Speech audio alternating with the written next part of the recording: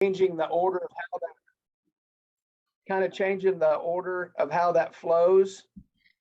So basically, Lou and I we had a little bit of extra time today. So we sat down side by side with what was my old agenda and the user guide.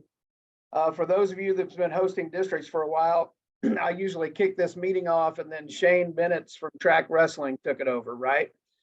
Well, we were notified last year that we would be in charge of running our full webinar this year. So basically I had to take Shane's agenda, my agenda, and the user guide, and just to make sure that they flowed in the same order. So that email you were sent this afternoon, that's what that was trying to accomplish. So the good news is at the end of this webinar, when you move forward towards your seating meeting, you will have the Track Wrestling Autoseed user guide, as well as tonight's agenda that was released this afternoon as kind of a guide on and the steps to follow. I think that will really simplify it for you. So I'm going to move on to item B in your agenda, just a few housekeeping items. Honestly, don't know that I need to even talk about this yet, but we're going to talk about it anyway. That way we have everyone's attention at the same time. Inclement weather. If you're rolling up close to the start date of your tournament, whether you're girls or whether you're boys, keep a close eye on the forecast, but we're not going to cancel or postpone simply based on a forecast. If you and your district tournament committee starts having conversations about the possibility of needing to do something different with your time schedule, other than what's recommended in your district manager's manual, just all I ask you to do is keep me in the loop. Keep me in the loop of what you're talking about, what's on your mind. We'll work through those things. I have information saved and ready to go that's just a quick send to you on different contingency plans, what your options are if you decide that you get to the point where postponement needs to be considered. That's consistent language from what we've used in the past, and I don't share that with you now because it may be irrelevant, but keep in mind, that I do have some contingency plans. So if forecast starts making you talk about potential schedule changes, reach out to me. Nothing will be done without going through your district tournament committee that you were supposed to have that set back in January. Item number 2. Our big focus tonight on this webinar is going to be dealing with the first seeding criteria. That's common opponents. Head-to-head competition is just another part of the common opponent seeding criteria. It's not its own standalone. Common opponents and head-to-head all fall underneath the common opponent seeding criteria. And it's the automated seeding program that's going to simplify that first criteria in seeding of common opponents. Once you get to going for a seed at a weight class, there's a good chance that you will have a tie after comparing the common opponent criteria using the Autoseed program. There's a good possibility you may have 2 wrestlers tied for the number 1 seed. Well, there's 9 other additional criteria.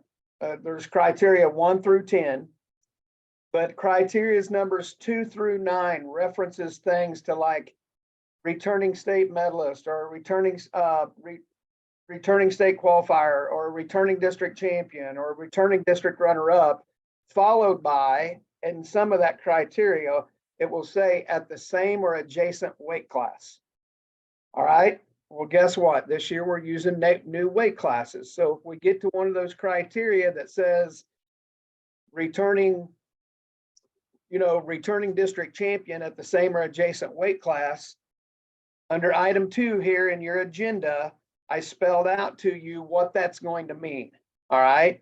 So for example, on the girls, if last year I was a returning district champion at 100, or if I was a district champion last year at 149 pounds, that same or adjacent weight class for this year would be that girl would have to be at 145.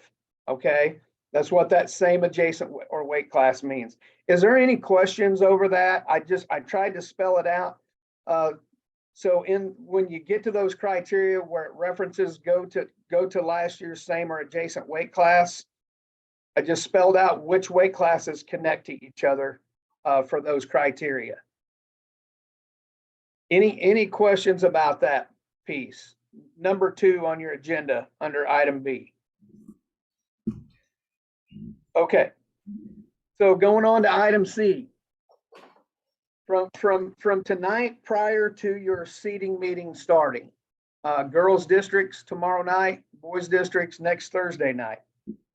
What are the big ticket things that you need to make sure are accounted for? So number 1, updating wrestler records. You don't do this, but you just inundate the head coaches in your district to death to log into their side of track wrestling in the OPC. I've emailed reminders 3 times to them already. If we still have coaches that haven't updated their wrestler records, they're in hibernation or just hitting delete, one or the other. But if you notice that you have some wrestler records that's not jiving, okay, you need to reach out to those head coaches and say, you need to go in on your end right now, log into the OPC, go select your wrestlers on the wrestlers page, check mark all of them and hit the update selected records feature. And it'll update all their records, and they do not count buys towards their records. Item number 2, prior to seating meeting, let's talk about what you do when you hit a panic and you need help. All right. What are your options when you're in a seating meeting and you need some assistance? First thing I'll tell you is when you're logged into your district tournament, and Lou, do you have a screen show there, buddy? When you log into your district tournament at the very top, you should have blue ribbon bar. And in that blue ribbon bar, you've got the Get Help tab. Blue has got the little indicator on there now. And when you click that Get Help tab over here, you've got the support or phone support. All right. That's an option, but hey, I'm just going to be totally transparent and honest with you. I feel like this year I'm getting slower responses through those avenues of getting help than what I have in the past. I don't know, possibly, I don't know if there's a lower staffing issue or what's going on. I'm very thankful for track wrestling. I'm not trying to, not trying to put them down or anything, but I'm just saying that is there to help you. It's usable. You can submit a ticket. You can call the support line. Your other option is direct support from myself or Lou Mazzocco.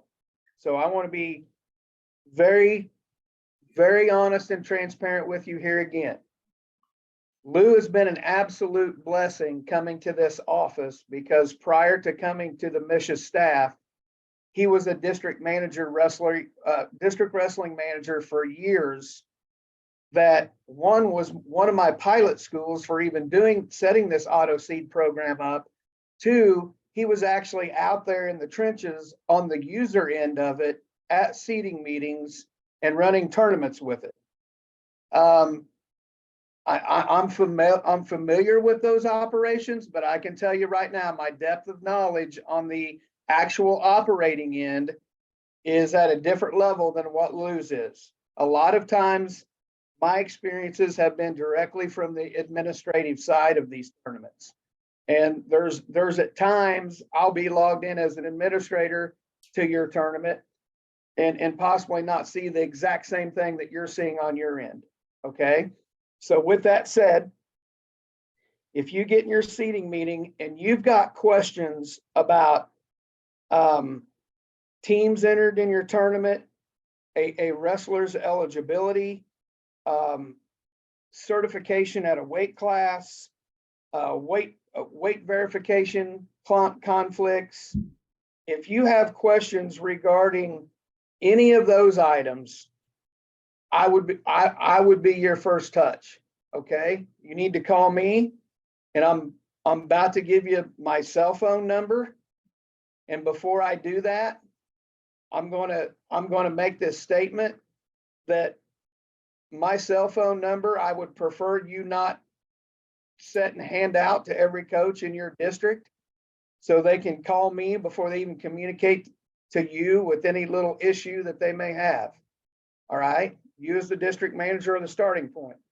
Here's my cell number: 573-356-0457.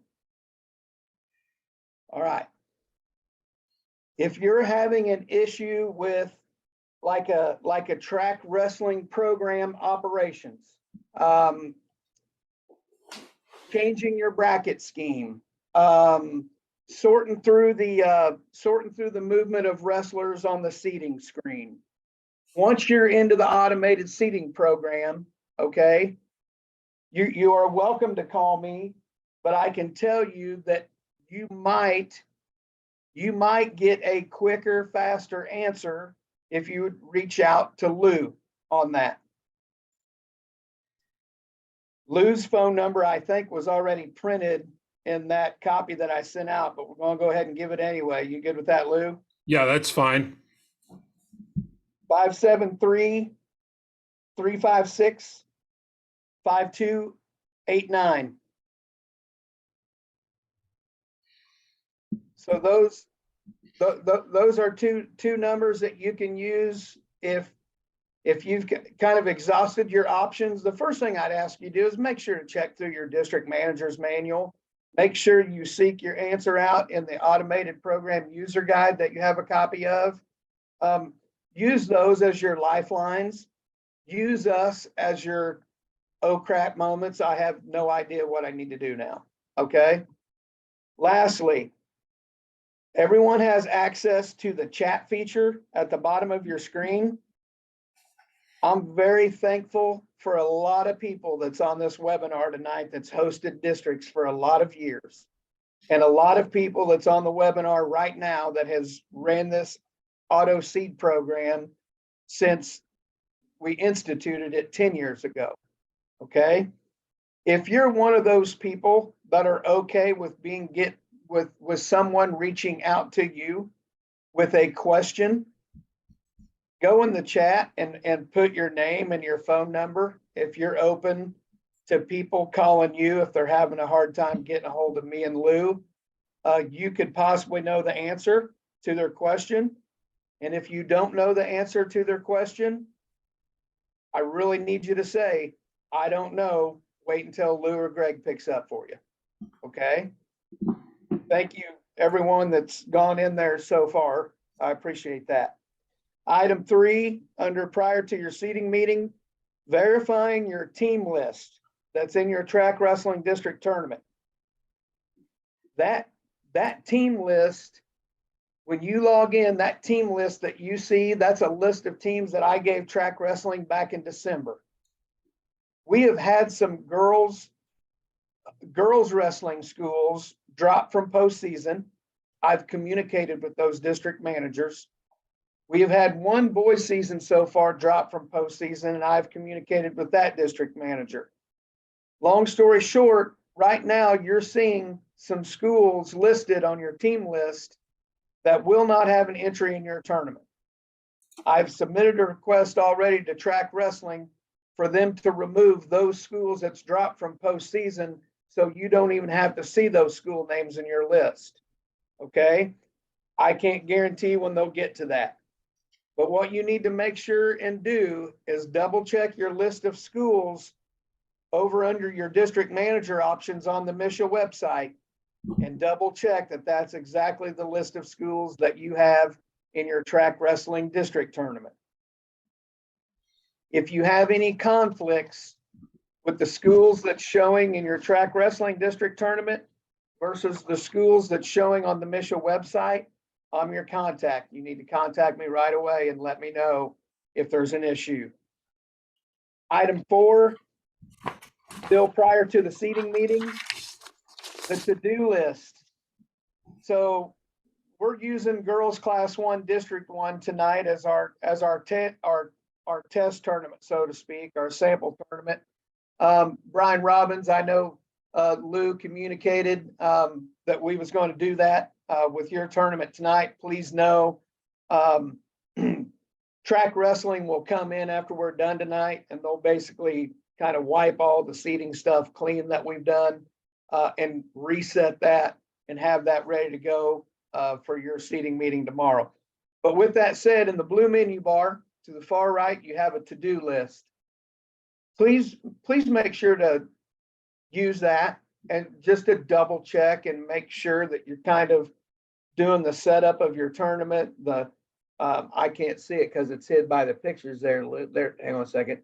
You'll see there that this tournament's, got their teams verified, that they still have a few tasks to do, but that to-do list is a pretty handy deal. And a lot of times when you click on one of those, there'll either be video support there to show you give you an actual visual of what that task is and what it amounts to. Lou, you got anything to add on the to-do list comment? No, it's just you hit it. It's exactly right. You can check them off if you want to, but it's like printing team rosters, and we're going to talk about this here, but you click it and it's going to give you a set of instructions. And like Greg said, right here, this click here link, it's they're usually little short YouTube videos where you can actually watch where the cursor moves to get it done. So. Okay, checking season team match. So on this one, we just want to point out the importance of this one, and I'll let Lou kind of navigate here as I'm talking. But if you go to the operating icon and select teams, we've already done that for this tournament, but up above the list of the teams, there was a blue highlighted word, the actual word here, where you can click on the hyperlink word, the here word, and then you will have the ability to look at your schools on the left side in blue. If by chance you have a season team here in the middle column that's in red, you need to basically, what you're doing is you're matching to the dual system is what track wrestling calls it. So if you have a team name in red, you're going to need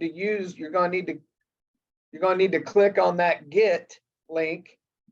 And then when that pop-up box opens up, select the actual school name. Okay. Once you select the school name, it'll go through this automated match to dual system process. And after it does that, the name of the school will not be in red anymore in that middle column. Anything to add there, Lou? Nope. All right. Now I want to talk a little bit about importing rosters. So let me just make sure everybody understands. During the regular season, we have so many schools using track wrestling now to use regular season tournaments. And when they do, they take the password and the login for the tournament, they send it out to the schools participating and let those schools enter their own wrestlers in the tournament. Do not do that for the district tournament. Your login and credentials for accessing your district tournament, there's only really one and possibly two people that should have that. The district manager and whoever the district manager is given the authority for running the track wrestling program. Nobody else should have that login credential. If that's the case, all you're doing is allowing too many hens in the hen house, so to speak. You got too many people pilfering around that can change things, see things, etc. So with that said, your next step will be importing rosters. This is important. You need to go to the MSHSAA website and print out every team's district eligibility roster. And you use that list to determine which wrestlers from that school that you're going to import into your track wrestling district tournament. What do I mean by importing into the district tournament? Basically, what you're going to be doing is you're going to be importing wrestler names from the OPC side of track wrestling, the optimal performance calculator. You're going to be importing them from that location on track wrestling over into your district tournament that's obviously located on the track wrestling platform. So make sure to follow those importing rosters instructions carefully. Anything to add there, Lou? No, I pulled over. I mean, I went into, this is the girls class 1, district manager options. I pulled up the rosters. So you see Afton here. And I think I don't know if you wanted me to show them, but basically if I click on Afton here, you already see there's their roster because I've already imported it.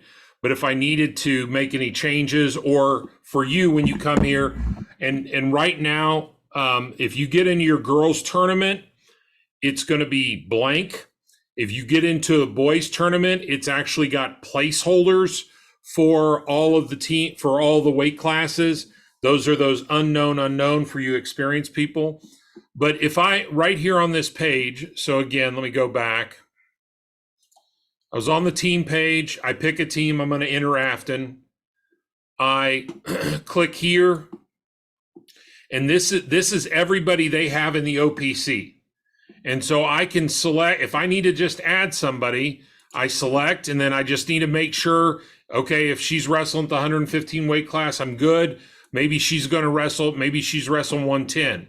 So I change it to 110, but what that is what they put in on the MSHSAA website. So, here, a matter of fact, that's exactly what it is. As you can see, Alana Rabbit is wrestling 110, not 115, which was listed. Once you have that all ready to go, you come over here, you have to tell it to whether you want to include media contacts or not. Once that's done, you click next, and it's going to add them through. So I already, so that we had a tournament to practice with tonight, I already did this. Next year, I'll pick girls class 2, district 1. So anyhow, so that's the importing rosters.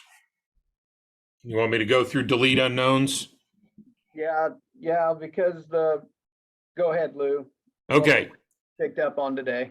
Okay. Well, and here's what I'm gonna do real quick. I'm gonna jump out of this tournament real quick. Sorry. Come on.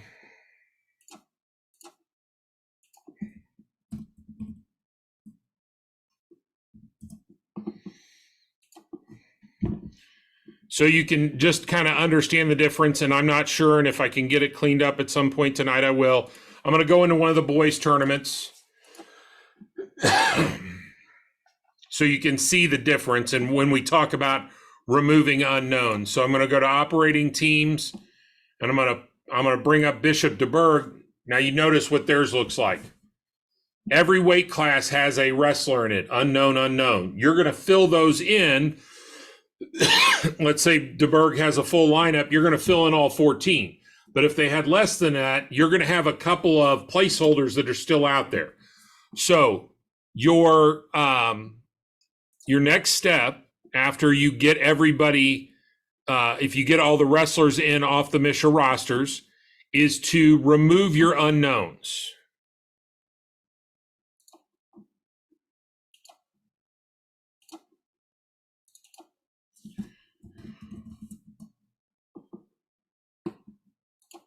So jumping back here to the girls class 1 district 1 tournament.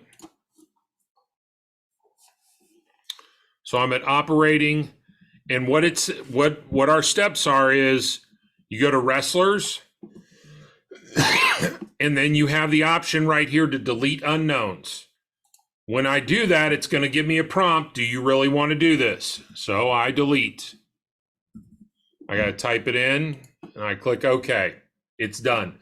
Now I've removed all of the unknown wrestlers.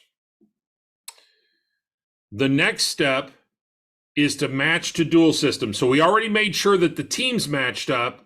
Now we need to make sure the individual wrestlers match up. This is what brings in their updated record. So you got to make sure that your coaches know, hey, your record's got to be updated because now we're going to match it, and this should pull in any updated information. So again, from the wrestlers page, it's typically going to be under this More tab. Here's Match to Dual System.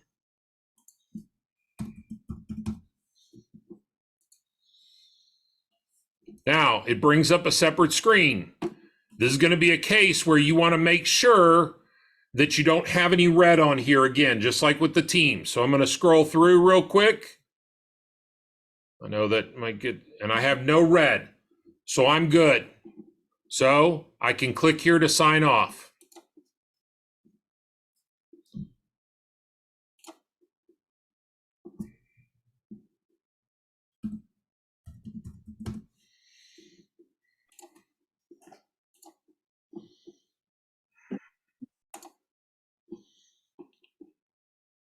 And then the final item as we prepare is to remove, if you have, hopefully it's not this way. Go ahead. Go ahead, Greg. So I'm still under, I'm on page 2 of your agenda. Yep. We're still prior to the seating meeting. I'm on C, letter C, number 8. Right. That was just, yeah. That Go ahead, match, sorry. that match wrestlers to the season, that might have to be a task that you do multiple times, okay? It's very important that you go through that matching to the dual system anytime you've had a change in a team's lineup. So girls districts, when you get the seating meeting tomorrow night and that coach walks through the door and says, yep, Sally's at 110, she's at 115. Well, first of all, when you go into track wrestling and change her from 110 to 115, that change right there and any other change that a coach makes to what you currently have them posted as, whether it's name or whether it's a weight class change that's being made, you need to do that match to dual system. Think of it this way. It's just a resync. Every time you do it, it's resyncing all the information in the tournament. Item 9, removing all caps. So again, the coaches have been told that their rosters in the OPC need to be accurate and a capital letter to start the last name and a capital letter to start the student's first name and not use all caps. But again, some coaches are very good at being attention to detail with how their coaches or how their kids are listed on their roster in the OPC, and some are not very good at it. So you're going to want to do a final name check of all the kids in your tournament. And do we have any in here, Lou, that might be needing to change? Do a scroll real quick. Nope, there aren't. But I can make one. I can make one. We're going to make one.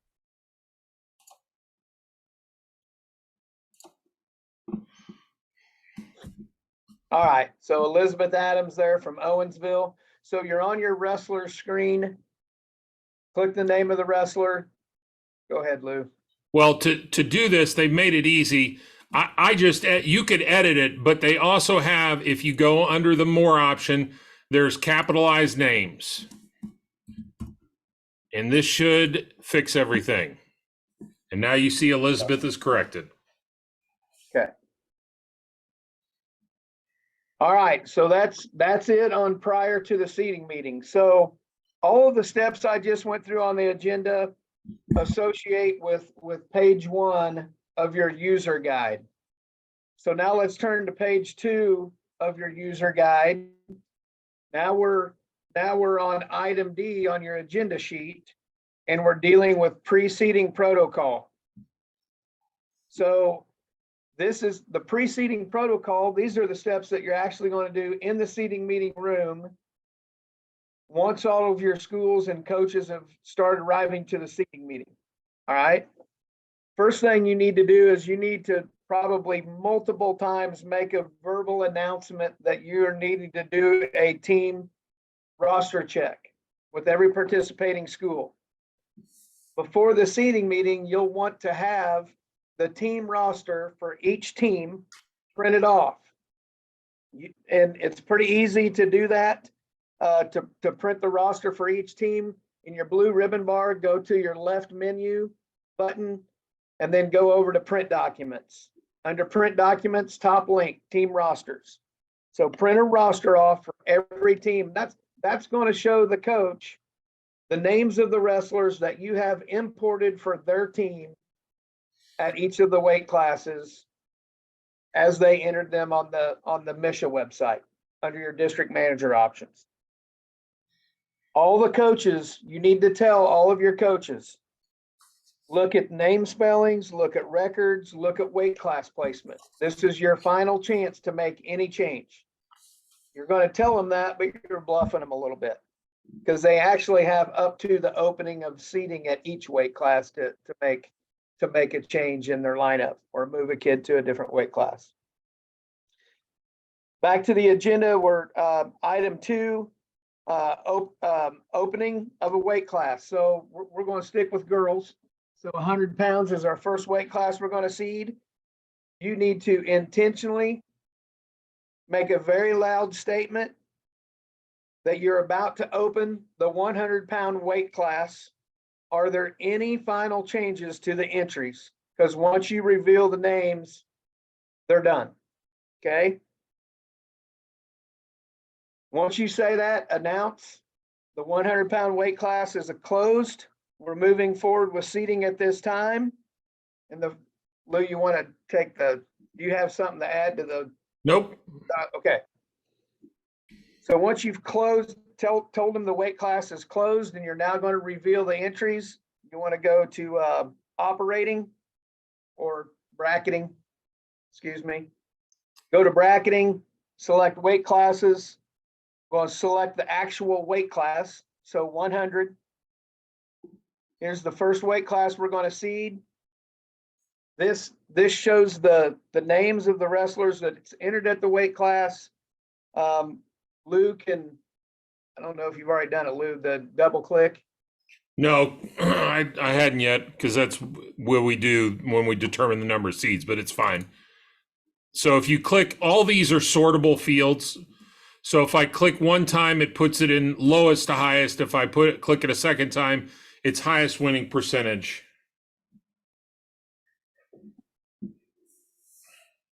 So at this point, the coaches are able to see how many wrestlers and the name of the wrestlers that's entered at 100 pounds.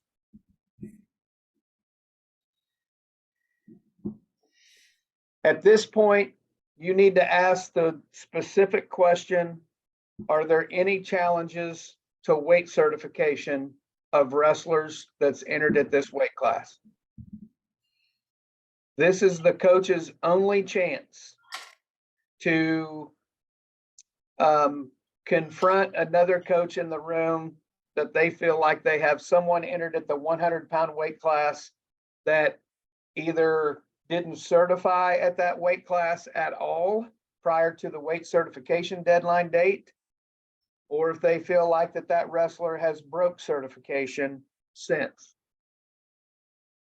You give them time to respond. If there's crickets, we're moving on with seeding, because once a weight class is seeded, there is no more challenge in weight certification. There's no leaving the seeding meeting, going home, doing research on that kid. That is coach's responsibilities to do before they get to seeding. So now we're at letter E on your agenda, seating guidelines. We're at the bottom of page 2 of your user guide. Just real quick, you need to know that for every weight class that you get ready to seed, that there's depth of seating language that we have to follow. Basically, in short, fewest number of wrestlers possible should be seated. Seating only occurs when records and performances clearly indicate justification for seating. A maximum of 8 wrestlers can be seated at any weight class. But the number of seeds shall be limited to 4, 5, 6, 7, or 8 seeds. I guess there's a chance that you have a weight class, you've got 3 kids. That if that happens, that's common sense. We're going to seed 3. But anyway, your maximum number is 4, 5, 6, 7, or 8. Okay. You need to take, so right here, you need to take, wouldn't take a coach's vote on this weight class since there's 4. I guess you could. The coach's vote could say, we're just going to seed 3, I suppose. But you need to take a coach's vote on how many wrestlers to seed at each weight class.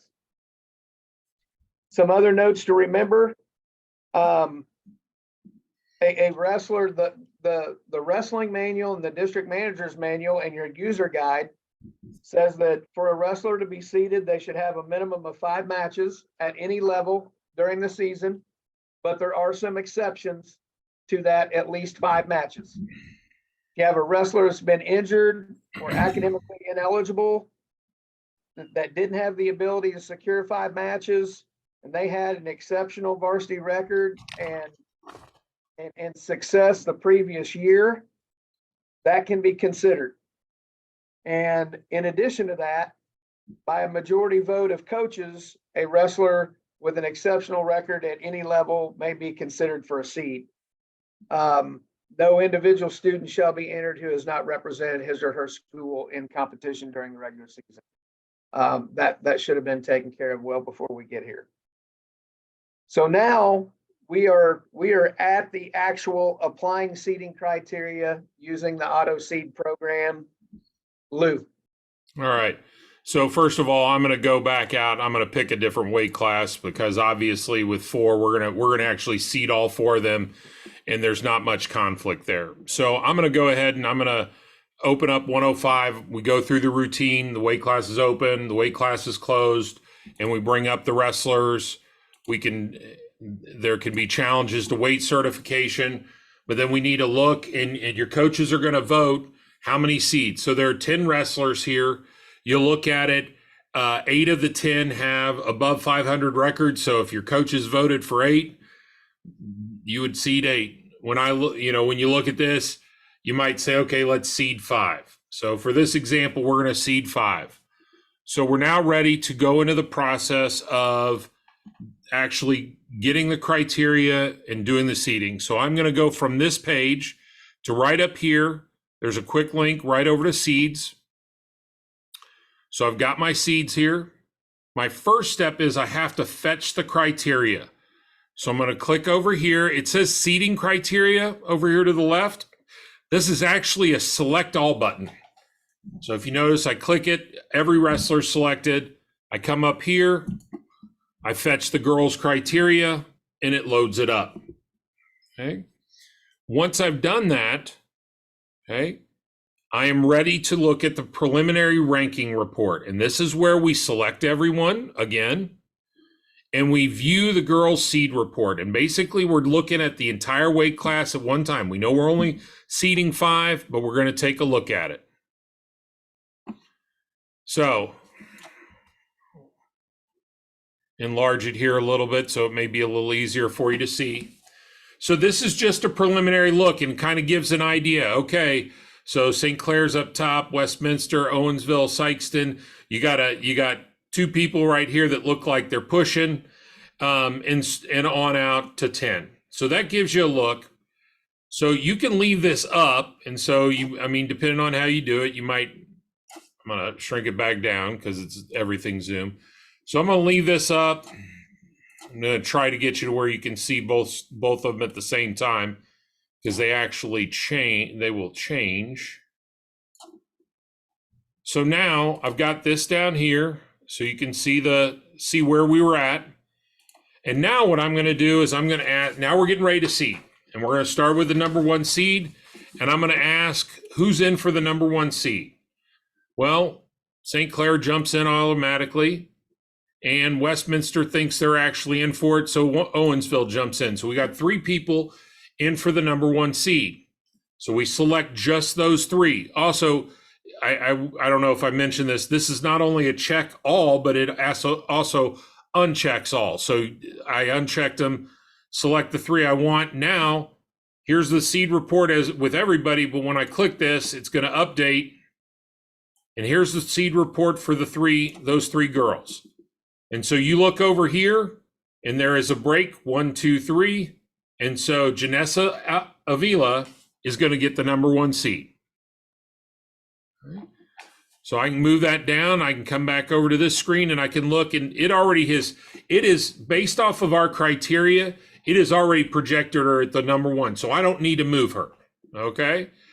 So at that point, I'm ready to move on to number 2. Are there any questions so far on that? I know we've got some newbies on, but most of you are experienced. If I get going too fast, let me know. So now I know I don't need to look at Janessa anymore. So I'm going to uncheck her. So I need to look at now, remember, once someone is in for a seed, they must stay in. They cannot be pulled out. Also remember, your coach can put a coach can put their own athlete in, but a coach may also put another athlete in. So if somebody's trying to hide somebody, another coach can say, hey, no, this person's in. So in this case, somebody says, well, no, I think Jasmine Green should be in for the 2. So we're going to look at these 3. So again, I view the seed report. Again, I've got a 1, a 2, and a 3. So Kate Van Zee is coming out as the 2 seed. Okay.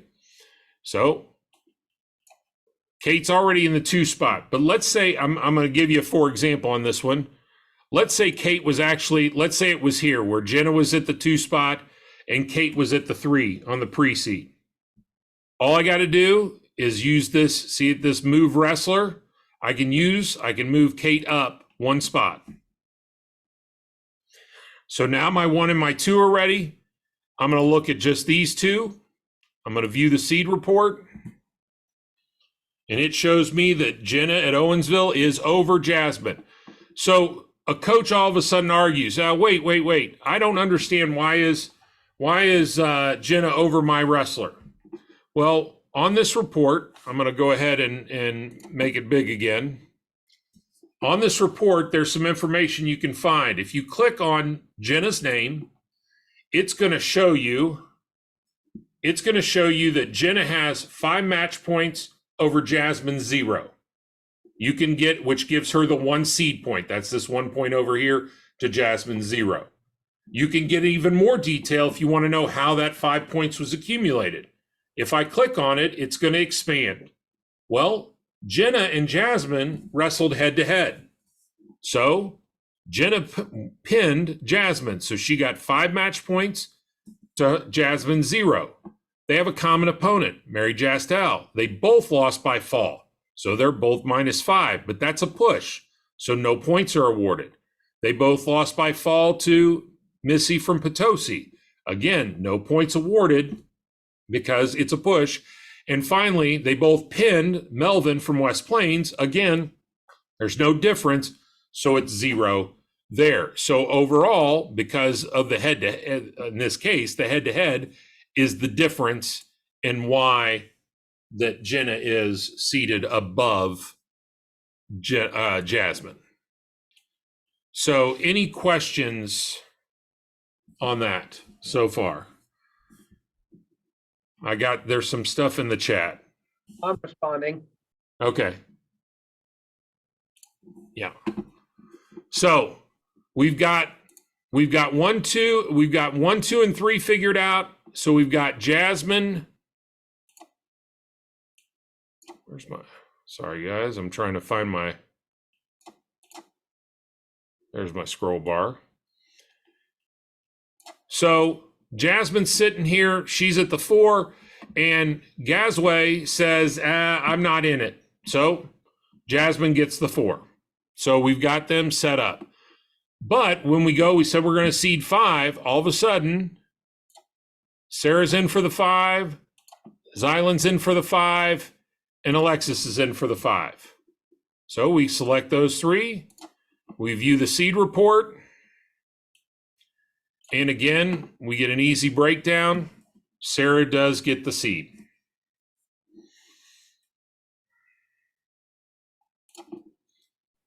So we're now ready. Everything's where it needs to be.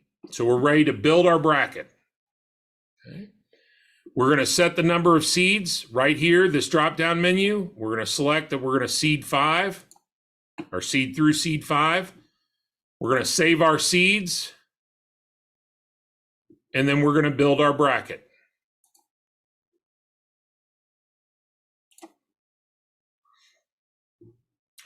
Once I've done that, notice how these are all grayed. They're grayed because they're saved and logged and locked in. Those are the 5 seeds. These were the draw-ins, so they randomly get placed. And what you want to do then is you want to view the bracket.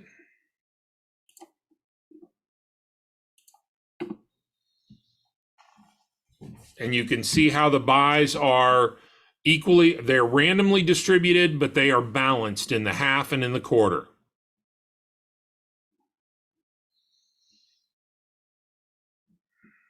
Greg, were there any questions about the process? No, one of them was about clarification on who can put a kid up for a seed. Okay. And my answer was any head coach in the seeding meeting can nominate any wrestler to be put up for a seed.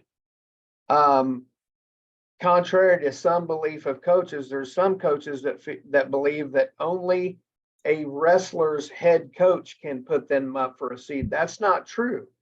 And the reason that's not true is it's that keeps coaches coaches have a pretty good idea where they're at in the pecking order when they're coming into this seeding meeting. So a lot of times they'll set, and if they can't get the 2 or 3, they don't really want the 4, so they'll set quietly. But in this case, usually a lot of times what takes care of that is if they put in for the 2 or 3, that, once they've been put in for a seed, they stay in for the next seed. But you've also got some coaches that they may be the 4, they may be the 5, but they won't speak up and put themselves up for the 4 or 5 because they want to take a chance on a random draw to the bottom side. So it's for those reasons why any head coach can put any wrestler up for consideration for the seed. Lou, I know we built up bracket already, but before we leave this weight class, let's talk about, we're going to say that we've done this 14 times for all 14 weight classes at our seeding meeting. Now we get to the scratch meeting on Friday. Okay. You might have kids that got hurt last night at practice. You might have kids that woke up with the flu. You might have kids that got in trouble at school, whatever. There's a number of reasons that could result in a coach coming to your scratch meeting on Saturday. And I'm just going to use St. Clair for an example. Maybe the St. Clair head coach comes in scratch meeting on Friday, says, I've got a problem. Janessa Avila, she cannot participate in districts. Okay, for whatever reason. All right. In your district manager's manual, you have language that talks about substitutions and when they're allowable. Once the tournament's seeded, a coach can make a direct substitution. In other words, in this case, the St. Clair coach could take their JV 105-pound wrestler and directly substitute them for Janessa at this weight class. However, what that's going to cause you to do is we seeded 5 here, right, Lou? Yes. You're going to move your 2 seed to 1, your 3 to 2, your 4 to the 3, and your 5 to the 4 seed, and you're going to go through the Autoseed program again to find your new 5 seed, and your district manager's manual will tell you that this is a situation that's going to cause a redraw of a random redraw of the unseeded wrestlers and placement of buys. So let's say that happened at this weight class, Lou. Give them a little flow of what they need to do to basically rebuild and reseed there. Well, the first thing you're going to have to do is you're going to have to delete the one wrestler and bring the new wrestler in. So I'm going to come here and I'm going to go to operating and I'm going to go to teams. and I'm going to come down here since we were using St. Clair. I'm going to come here to St. Clair, and there's Janessa. So the first thing I'm going to do is I'm going to come in here to Janessa, and I'm going to delete her. And I've got to confirm it. When this happens, you will get this pop-up window. And it says this wrestler has been removed. Change the bracket type if needed. Actually, this should be no, because you won't change the bracket type. Replace a wrestler with a bye. For right now, we can do that because we're gonna have to do some other stuff. Redraw nobody. Shift nobody. You can shift seeds only. Okay. We're going to have to go back in and redo some other stuff. So that's the one thing you can do now. So I'm going to finish this, and I'm going to tell it that I need to finish it. Now, the other thing I need to do is they've got a substitute for. So I'm going to come back in here, and actually, I'm going to come back so I don't add somebody twice.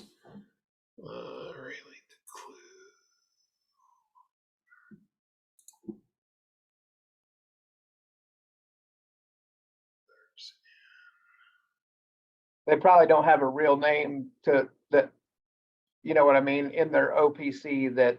I think there's one person. Hold on. Sorry. Josie Hopkins is at 135. Done, is it? Sorry.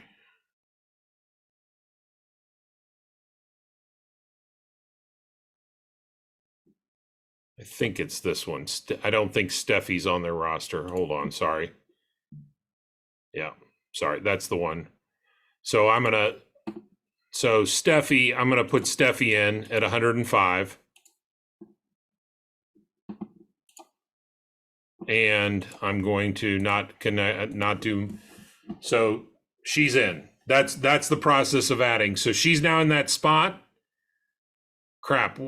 Was that the 105? That wasn't the 105 pound. Yeah, it was, because we skipped 100. Sorry. So now I'm ready to go back to bracketing. I can go straight to seating and building brackets. I'm going to check. I'm going to go to 105. Now, notice Kate was the 2, Jenna was the 3, and Jasmine was the 4, and Sarah was the 5. They've been moved up. So now what I have to do, though, is that I'm going to have to reset the seeds.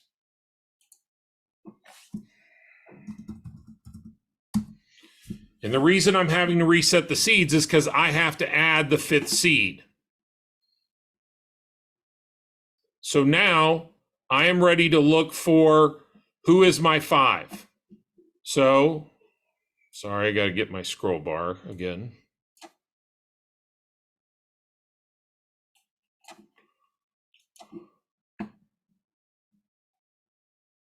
Not sure where my...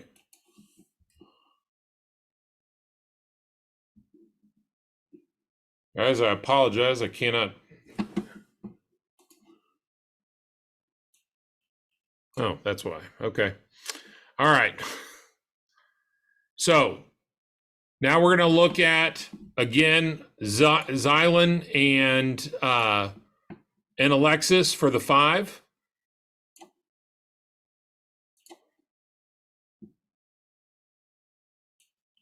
So Xylan's got the seed. So she's already been moved to the 5. Okay. We are now ready to reseed it. So I am going to seed through 5. I'm going to save the seeds again. And this time now it says rebuild the brackets versus build brackets. So I'm going to rebuild, and it will redraw in, so I can view the bracket again. It will redraw the buys and it will redraw in where the other wrestlers are. So our St. Clair replacement ended up right there. Any questions? we'll make a note to change that back, Lou. We don't have to do it now, but Well, this will all be reset. Yeah, I mean, I'll change. Yes, I'll change the name back. Yes. All right.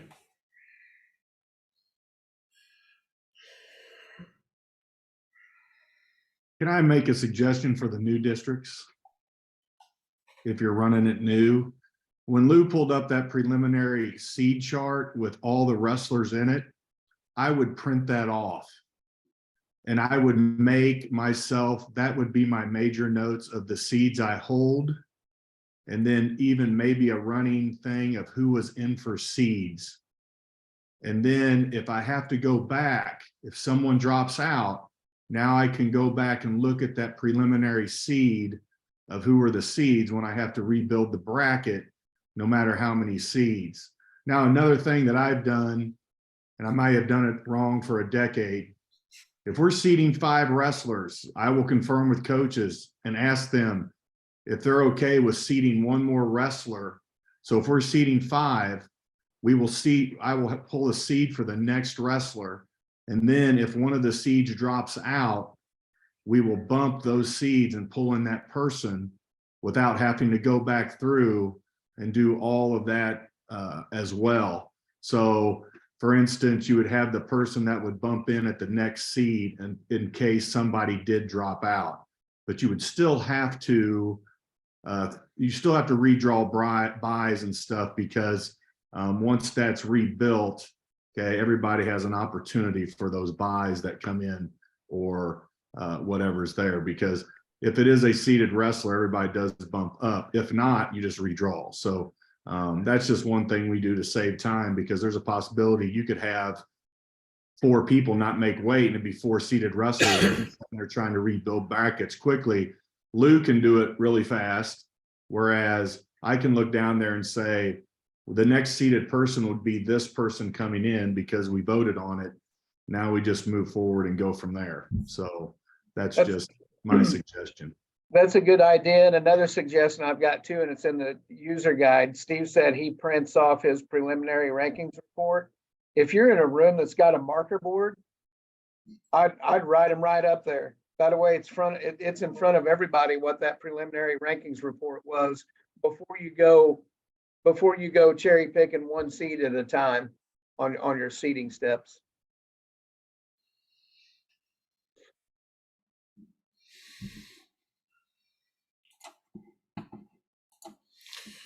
All right.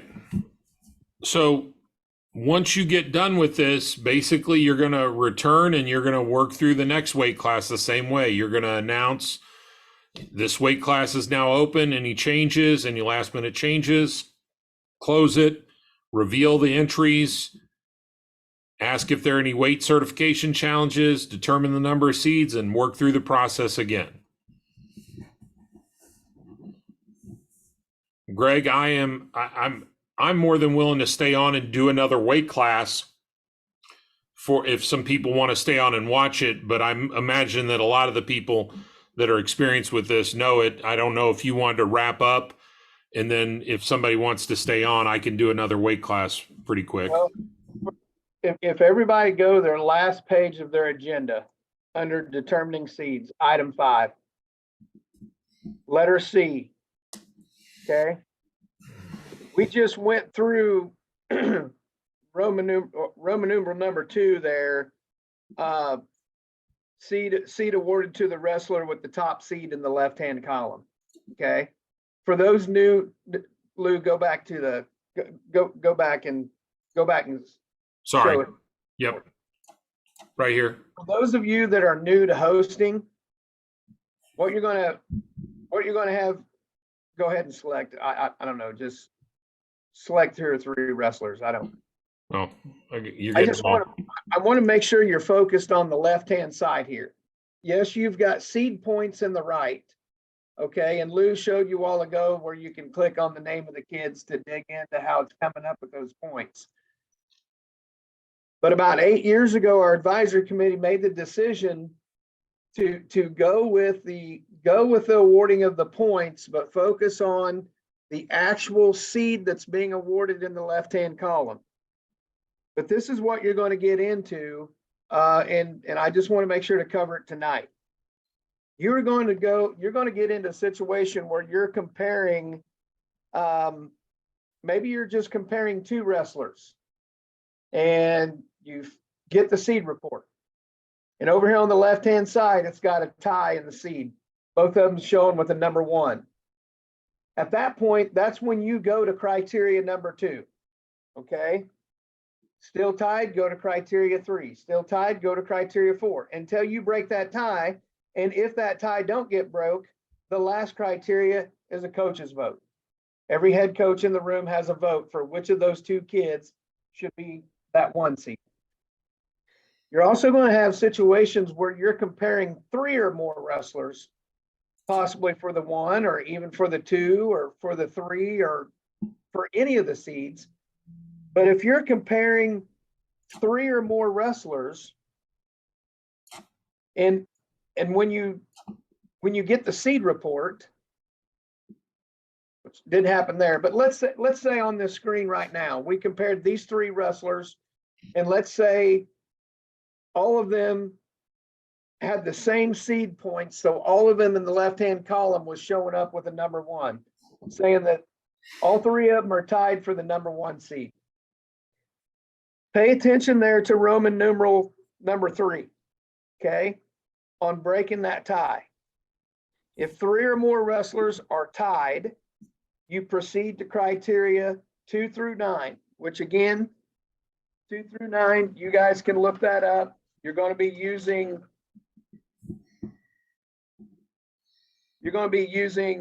returning multiple state finalists at any weight class. Criteria 3, returning state finalists at the same or adjacent weight class. There's that language that you got to pay close attention to the weight classes. Criteria 4, a returning state finalist at any weight class. Criteria 5, a returning multiple state medalist at any weight class, et cetera, et cetera. At any point you use one of those, any point that one of those criterias, 2 through 9, eliminates a kid, okay, what item C, Roman numeral 3 is going to tell you is that if one of those 3 wrestlers that's in that 3-way tie is eliminated, now we're going to revert back to criteria 1 with the last 2 remaining wrestlers. And what's criteria number 1? Common opponents. What we just been doing, using the comparison between those 2 kids. If it's still tied, then we start back over through criteria 2, then 3, then 4, all the way through 9. If we're still in a 2-way tie at that point, then we use that coach's vote to award that number 1 seed. So Lou had indicated a few things here. Lou, let's do the wrap-up summary here. Okay. But before you do that, though, trying to see where it fits best here. I'm talking to girls districts only right now. Okay. All of you received a mailing several weeks ago, and in that mailing are 32-person poster board brackets. Okay. You may get to your seating meeting tomorrow night, and when all the entries are finalized and there's no more moving a kid to a different weight class, you may end up with all 14 weight classes having 16 or less wrestlers. If that happens, you can change the bracket scheme in the track wrestling your track wrestling district tournament from a 32-person bracket to third place, wrestlebacks to third place. You can change it from that to a 16-person wrestleback to third place. Lou, let's kind of show them where we go there to do this, and then I'll finish up my comments on what to be on the lookout for. But go ahead and. I apologize, Greg. I was trying to answer something in the chat, so I was paying attention. Were you talking about bracket types? Right now, bracket types should be set at 32-person brackets. Do you want me to go to I already set the one for this class. Do you want me to go to a different class? Okay. Just go to where you set that. Okay. So right here, you can see it. I mean, if I go to bracket and I go to seeds or build brackets, which is this screen right here, you've got bracket type, and you can just select it. And then you have choice. You have your choice right here. You have the choice of it. They have reduced it to either the 16-man wrestle back to third, place 4, or the 32-man wrestle back to third, place 4. Those are the only two options you have. Right now, the other place that you can see to know what type you have is if you go to operating and you go to weight classes, they're all listed right there. Okay. So also, if there isn't one in here, you can click right here and add it. That's another place to add it. Right now, I can tell you, if you look at this is class 1, district 1. Brian needs to have one coach at 125 walk in and say, I'm dropping my kid out. That happens. Every one of his weight classes is 16 and below. And again, you can see that right here in this column. This is the wrestler count. So right now he's got this one weight class at 17. That forces him to use the 32-person bracket at every weight class. If it happens, if somebody comes in tomorrow before your seating meeting and drops one of the wrestlers at 125 and you're at 16 on every one of them, if that happened, and I'm just going to show you what you can do. So I'm going to come right here. I can click on this bracket type. I can come here and I can change it to a 16-person. Okay. Now this one has been built, so it's prompting me to rebuild it on a 16. So I'm not going to do that. I'll pick a different weight class. Sorry. I just want to emphasize, you cannot have some of your weight classes using a 16 and some of them using a 32-person bracket. That can't happen. Just to reiterate, if you have a single weight class of all 14 that has more than 16 kids, you have to have every weight class at a 32-man bracket. If you don't, your rounds during the tournaments become chaos. Well, this weight class is in this round, but this weight class is in this round. And then you have chaos with trying to track 45-minute breaks between matches for the wrestlers and these weight classes versus these weight classes. It's a madhouse. Here's my last comment. If you are a district that ends up having no weight classes with more than 16 wrestlers, you change your bracket type to 16-man brackets, third place, wrestle back to third place, place 4. Okay. I would encourage you not to have someone start filling out your hard copy poster brackets that's given to the district champions until you're done.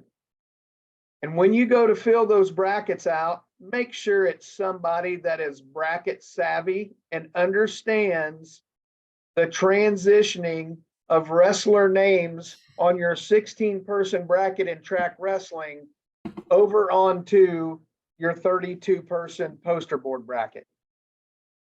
If that makes sense. If there happens to be exactly 16 wrestlers in a weight class and you in one of your weight classes and you use the 16-person bracket, basically over on the 32-person bracket, got 16 kids in that first round and 16 buys. Okay. And then even in your first round wrestlebacks, you're going to have buys versus buys.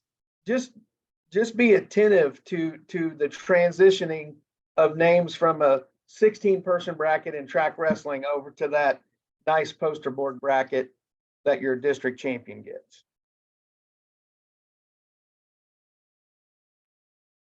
Lou, if you want to go ahead and sign off the wrap-up summary. So, yeah.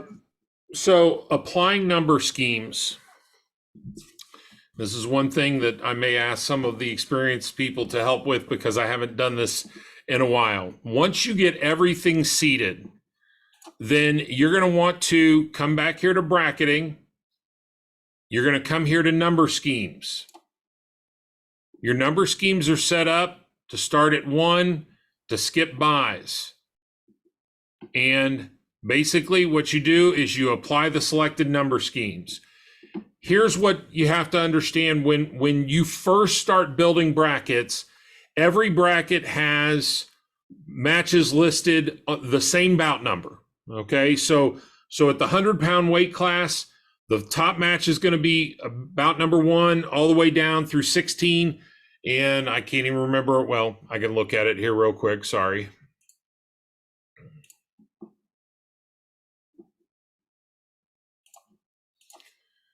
We did 105. When you look at the bracket, and I will try to zoom in so you can see it. When you're doing this, you see the blue numbers. If we were to bring up another weight class, those blue numbers would be exactly correct. It would number every one of the brackets. It would number it 1 through 60. Well, that's a problem because you want to have unique bout numbers. So when you come in here, you go to bracketing, you go to number schemes, and what you have to do is just apply the selected number scheme that starts at number 1. Bout number 1 is numbered with 1. It skips all the buys, and it numbers out to the heavyweight third place match, whatever that is. Okay.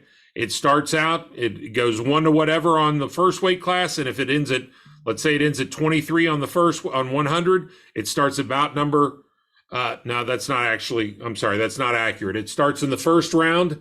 It numbers every first round match, 1 to whatever you have. Okay. Then it goes to whatever your next rounds are and numbers those. So that's where you do this: bracketing, number schemes, and then apply the selected number scheme. Click on that. Pull that down. I would also select unfreeze existing bout numbers, and I would renumber them all. So make sure you do that. I couldn't remember what it was called, but I would go down and unfreeze existing bout numbers, and I would number it all. And I would probably do that before the tournament started, just to double check your number schemes are right. Yeah, and That's what I would do. Yeah, no, and I don't disagree, Steve. The one thing to understand is if you rebuild any brackets, you have to do this. You have to reapply the number schemes, because if all of a sudden you lost a match, then it's going to create havoc in your bout numbers. But yeah, and sometimes if you don't unfreeze them all, then it screws it all up. So, yeah. Just unfreeze them. Yeah.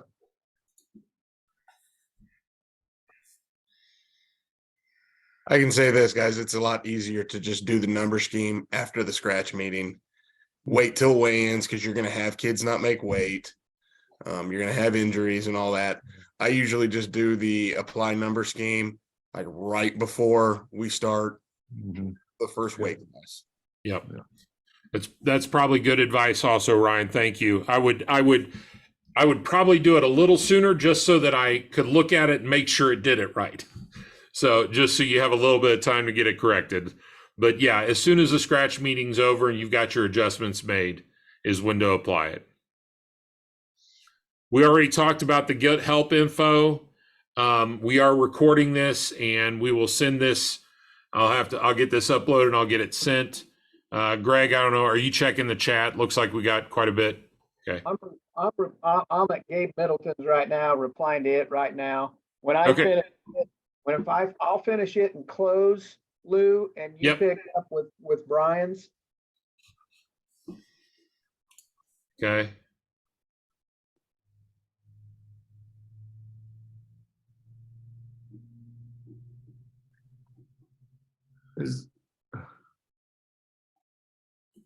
Okay, Brian, it says not talking about number schemes. I'm talking about the whole bracket change.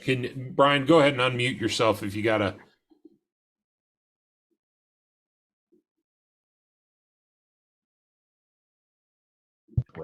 In A7, can you hear me? Yep. in a 17-man bracket and we have one wrestler miss weight, okay? I'm not talking about the number schemes. I'm talking about the whole bracket. The bracket type. To 16. Yeah. Yeah, you can do it. And when you, So then every bracket has to be that. yes. And we redraw. Yeah, No, Yes. it's, You shouldn't have to redraw because the seeds will all stay the same unless it was a seeded kid that's dropped out. When you recreate the new bracket, everybody's going to be put in on a different line anyway. yeah. Okay, but every bracket goes from a 32 to a 16 then. Yes. Yep. yeah. And in your district manager manual, under scratch meeting, Brian, the section titled scratch meeting, there will be language in there that gives you those scenarios on what constitutes that redraw happening. Okay. Good. I will add, Greg, I saw you answer Greg's question or Gabe's question. I will add that, Gabe, that's also part of the reason you give them the roster at the beginning, because the record should be on there. And the point is they should be checking all that stuff then. Granted, they know, or we know there'll still be somebody that misses it, but that's the whole point, to have them check and kind of sign off on that at the beginning. So, Yeah, so before they even get to your seating meeting, guys, every head coach, again, they've been given instructions about going through all their match results on their login side in the OPC on track wrestling, and going through and signing off on those match results, whether it was from a dual meet or a try or a quad or a tournament, doesn't matter. They have to go in and sign off on those match results. And when they sign off on them, they are agreeing, yes, the match result that's posted here from this tournament is what I believe the match result to have been, and matching with the opponents, with the opposing wrestlers' match result side, if that makes sense. Yeah, Brian, it does. Thank you. I just want to make sure. So we give them that ahead of time. And then let's say they miss it. We get to the seed, we're at 135, and they say, oh crap, I made a mistake. I didn't verify this. Are we letting them change it because we know it's a correct result? Or are we saying should have done it earlier, moving on? I say, yes, you pause and you correct it right there, because you're still in the meeting, you're still in the middle of seeding that weight class. Got it. I Okay. mean, seeding has not been concluded yet. Thank you. Brian Robbins, we clarified that all weight classes is either a 16 or a 32, right? Lou got that. Yep. Any issues with 16/32 being different on the backside if districts? Any issues with 16/32 being different on the backside if districts aren't Jason Green, I'm on your question. Can you clarify? Yeah, I'm just curious because a 16-man and a 32-man bracket are different. Were they seed on the wrestlebacks? Broke up. I couldn't hear the well, full question. okay. Well, I think I understand. So Jason, on a 16 and a 32, you have some differences when the cross bracket occurs, but really what it comes down to is this: you're not going to have to worry about the differences, because you either have to have all 32, your brackets have to be all 32s, or they have to be all 16s. You can't have some weight classes of 16 and some weight classes of 32. So you're trying to match up rounds. I think we did that the first year and realized the mistake that we made in having different brackets. It not only was a team point issue, but it was a scheduling nightmare for everybody. So we now require that all brackets be of the same type for the entire every weight class. Lou, did you address the recording being emailed out yet? Yes, I said that I would get this uploaded and we get it emailed out to them. Okay, so we're at closing time here. Couple of things. Number one, in your district manager manuals, there are times that you cannot start weigh-ins earlier than. Those are in stone. You can't start weigh-ins no earlier than this time for girls on Friday and this time for boys on Friday. That's all a school time deal. It goes back to the very start of when we started girls, and for a long time we've had boys, okay? However, your time schedules that you'll find in your district manager's manual, those are time schedules that's been recommended by Wrestling Advisory Committee for girls districts and for boys districts. But something I want to point out, those are recommended time schedules based on the first, especially second, third, and fourth year of girls wrestling, when we just had one class. We had way more schools at each district than what we do now. Long story short, now that we have two classes of girls and our number of schools are less at each district, possibility that our number of entries are down in each weight class at each district, but our overall participations went through the roof this year. So I don't know what that's going to look like. The point being, once your seating meeting's done and you have a solid idea of the number of entered wrestlers at each weight class, you have the flexibility of going through your district tournament committee and by a vote of the committee, deciding whether to alter your time schedule. Okay, let me give you an example. Some of you, when your seating meeting's over, or maybe even before it's over, you might be thinking, man, based on the number of entries that we've got at each weight class, we might have a shot at doing second round wrestlebacks on Friday night. Well, if that's an option you want to consider, you need to go through your tournament committee with that. The only thing I would ask you to do is make darn sure that 10 p.m. is your drop dead getting done time on Friday night. That's boys and girls. Okay. So just keep that in mind. Also, your starting time on Saturday, again, that's the recommended start time and time schedule for girls, and for boys, as you'll see it in the district manager's manual. You can alter that, but here's the deal. Anytime you go to altering your district schedule, your time schedule, and how many rounds you're going to do on Friday versus how many is going to be left to do on Saturday, keep in mind that all that information is not only in the district manager's manual, but it's in the MSHSAA wrestling manual that's posted on the public side of our website. People's already looking at that.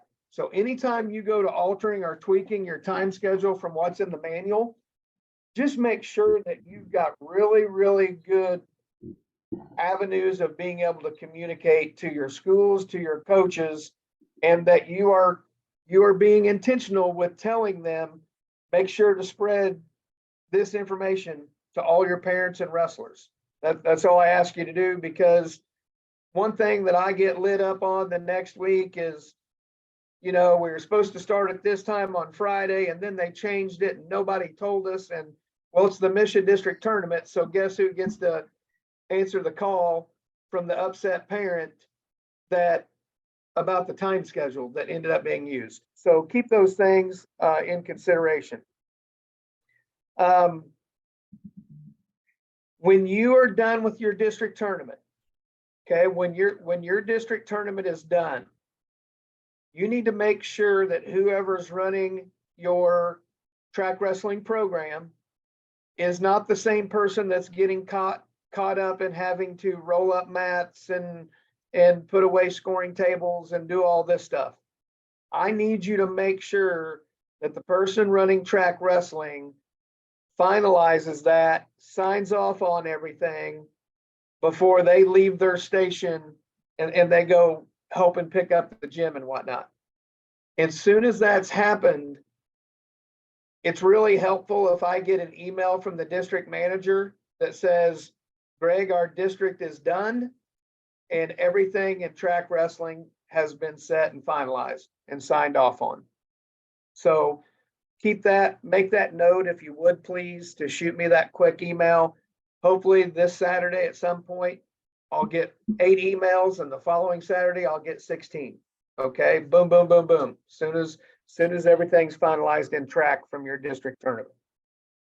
Last thing I want to say is I may or may not have the chance to run into all of you at some point over the next 3 weeks. But many of you on the call know this will be my last Autoseed webinar call. This will be my last wrestling season. I really want to take just a second to thank so many of the people that's on here tonight. We talked about this earlier. I would say 85% of you that's on this Zoom call tonight, you've been on this Zoom call multiple times in the past 12 years that we had this wild hair to start using this thing called track wrestling to run our district tournaments. And then 2 years after that, we had this wild hair to start using this thing called an Autoseed program. I can tell you off the top of my head, Lou, Steve Haig, Joe Grime, at the time, Casey Vokalek, those guys piloted this Autoseed program. I mean, we were the first state to start using this in the country. And it wasn't for those guys. And then quickly behind those guys, all the rest of you that's been hosting and running these district tournaments for the last 10 years, I cannot thank you is not even close to being enough from how I feel as it relates to how much all of you have given and how much easier you've made my job in trying to implement this into our wrestling community and into our postseason wrestling championships. So just thank you all very much for all the patience you've given me through the years, the support you've given me through the years, the good ideas that you've given me through the years, and your willingness to help troubleshoot. A lot of people type their names and phone numbers into that chat box earlier. I mean, they don't have to do that. So I appreciate everybody. That's the end of tonight, the webinar. We're going to wait a couple of minutes to see if anybody wants to stay on to watch Lou do the seating of one more weight class. So have a good night, everybody. Thanks again for all you do, and stay in touch and let me know if there's anything I can do to help you. Have a good night. Real quick, if I'm not doing a girls district, so any girls districts need to call me Thursday, go ahead and call me.